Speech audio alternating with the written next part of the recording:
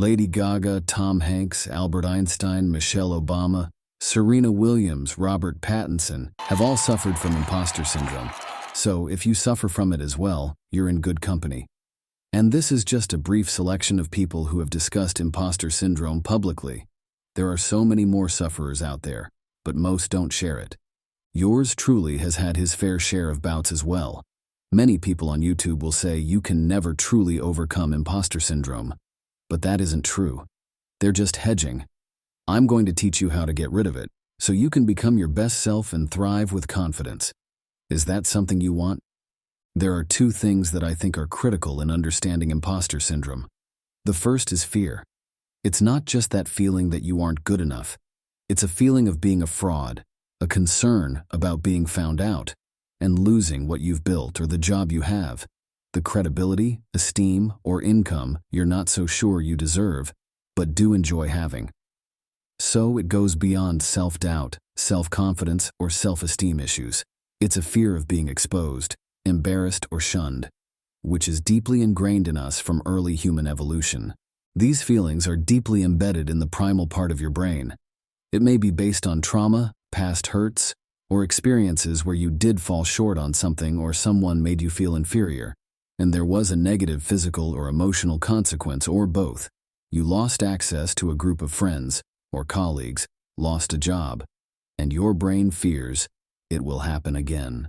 The second thing to understand about imposter syndrome is that even though it goes beyond self-doubt, we still have to deal with the self-doubt.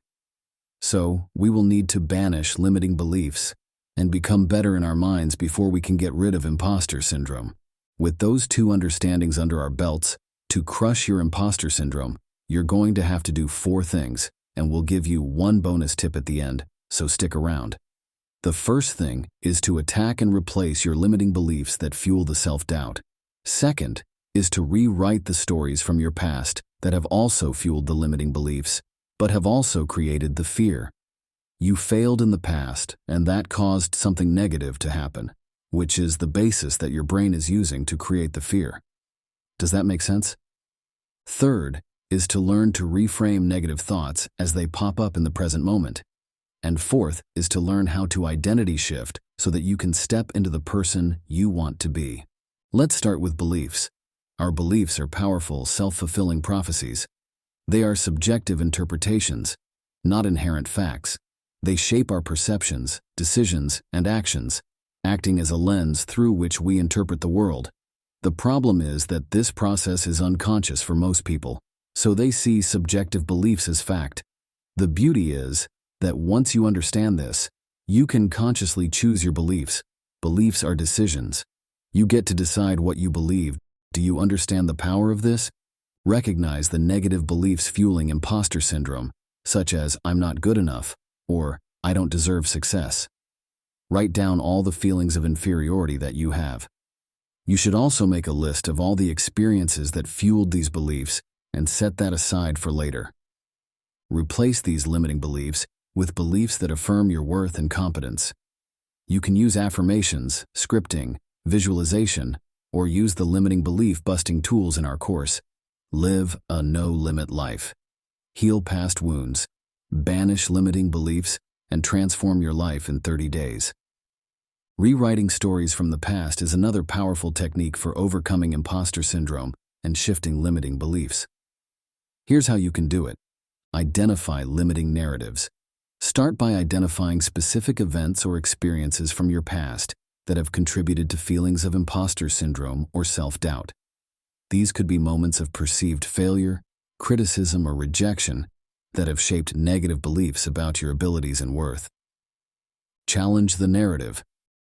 Once you've identified the limiting narratives, challenge their accuracy and relevance to your current reality. Ask yourself if these stories are based on facts or if they are distorted by negative perceptions and interpretations. Reframe the narrative. Reframing involves consciously changing the way you interpret and perceive past events. Instead of viewing them as failures or shortcomings, reinterpret them as valuable learning experiences and opportunities for growth. Look for silver linings, lessons learned, and moments of resilience or strength. By rewriting stories from the past, you can reclaim your narrative and write any story you want about your situation. When you destroy your destructive stories, you will cut the fear off at its knees. If you're still struggling with this after you go through it, our Life Editor tool in our course can most certainly help you do this. Now, even after doing this, there may be times when negative thoughts pop up. Here's what to do. Identify the negative thought as it pops up. Challenge it. Once you've identified the negative thoughts, challenge them by questioning their validity and accuracy. Ask yourself if there's evidence to support these beliefs or if they're simply based on irrational fears or past experiences. You may need skills or new resources. Not every concerning thought is bad for you, but you need to figure out what is constructive and what is destructive. Reframe the negative thought. Reframing works the same way in rewriting stories.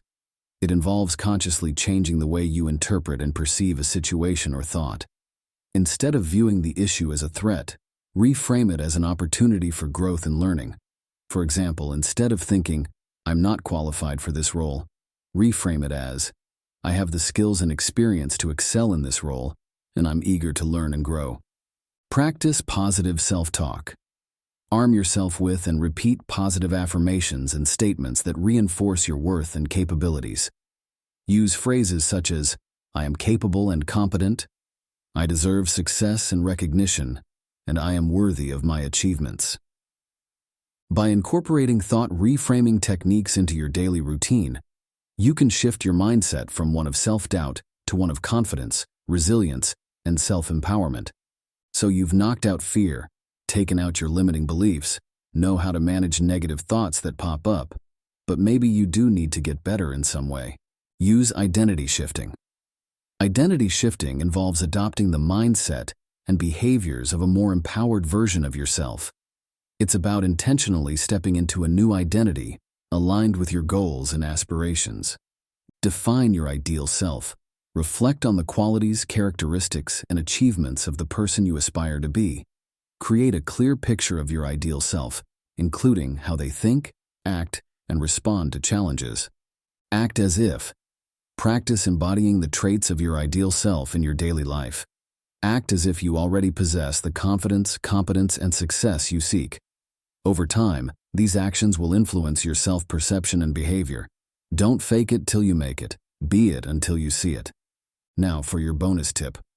Set aside time each day for a gratitude practice. Cultivate a mindset of gratitude by focusing on your accomplishments, strengths, and blessings. Regularly express gratitude for your achievements, no matter how small, and acknowledge your progress. When you're grateful, you focus on what you have, your strengths and opportunities, reinforcing those things.